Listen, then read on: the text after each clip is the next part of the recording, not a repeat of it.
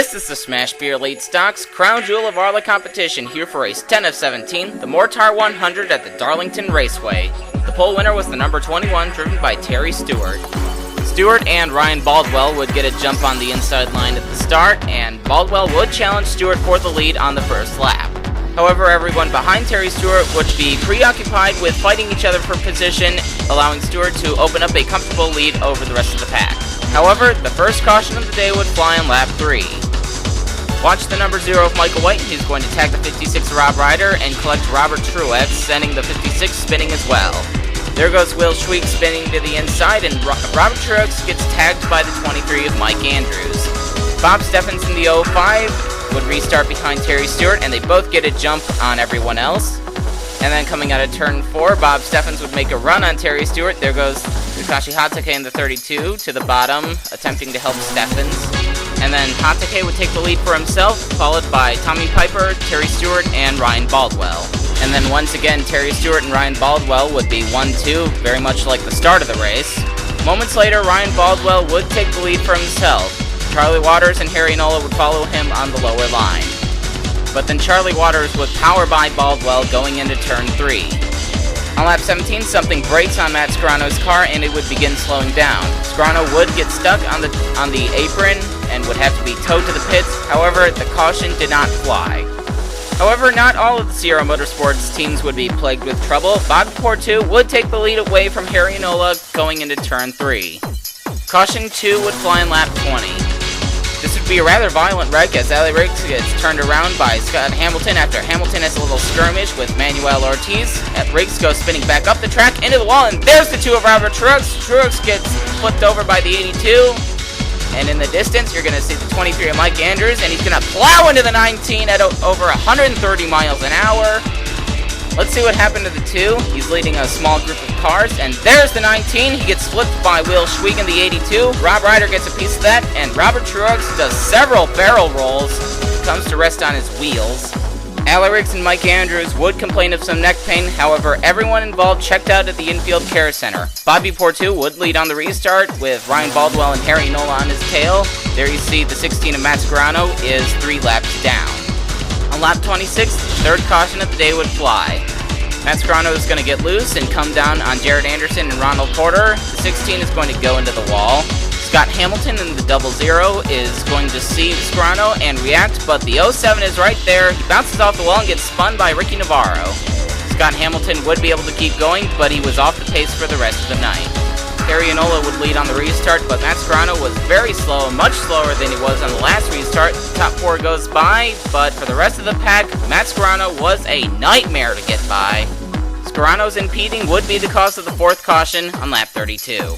Tristan Roberts spins Matt Scarano into Manuel Ortiz, sending Ortiz spinning and collecting a few other cars. Here comes Dale Underwood, and look at him just narrowly avoiding that wreck. Lance Andrews, who is making his Arla debut tonight, also narrowly avoids that.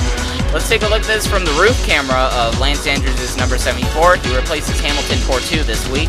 There's trouble starting. Vinienzo spins, and Andrews reacts almost instantly. He also sees the 51 of Jason Bates up there. Takes care not to hit him. Excellent driving by the former TM Master Cup Series driver, although he has never won a race in that series. Bob Steffens would lead on the restart. Matt Scarano holds up the field once again, although more cars are able to get away than on the last restart.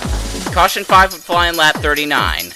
Vinienzo is going to get into the wall, and then he bounces into the 34 of Ricky Navarro, triggering another small wreck towards the back. Once again, Lance Andrews narrowly avoids disaster. Tristan Roberts was less than thrilled about being caught up in another wreck. The normally calm driver was heard cursing at his crew chief and spotter.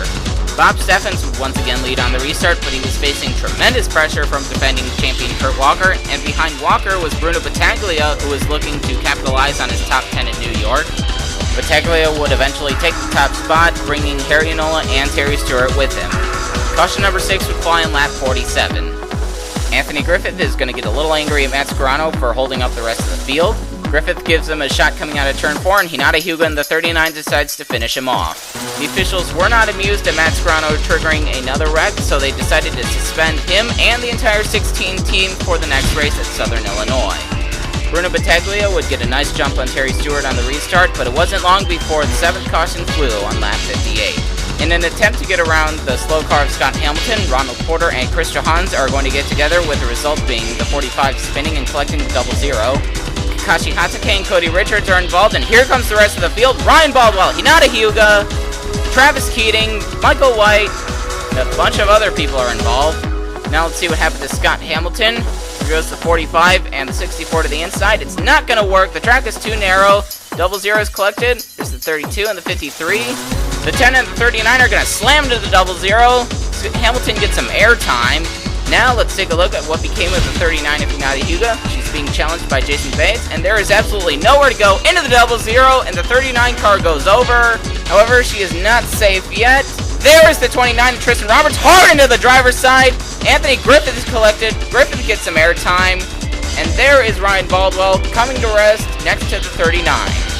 Now let's see what happened to Ryan Baldwell. There's trouble starting in front of him, and he runs into 00, his own teammate, collecting Michael White. There's the 39 flipping behind him. Here comes Lance Andrews. Andrews runs into Baldwell. Here come a bunch of other cars. Franchetti and Griffith, and Jim Kidd slams into the 10. Several great cars were taken out in this massive wreck, stretching all the way from turn 2 into the back straightaway. Hinata Hyuga and Ryan Baldwell had some pretty bad bruising, but otherwise they will be okay, and everyone involved checked out at the infield care center. Meanwhile, Harry Inola would lead on the restart with Kevin Monroe and Kevin Colley right behind him, but Monroe makes a move and will take the lead away going into turn 3. And then Bob Steffens would take the lead from Monroe with Kurt Walker right behind him. The officials would spot some debris in turn 2 and throw the caution on lap 67, which set up a mad dash to the finish with less than 5 laps to go.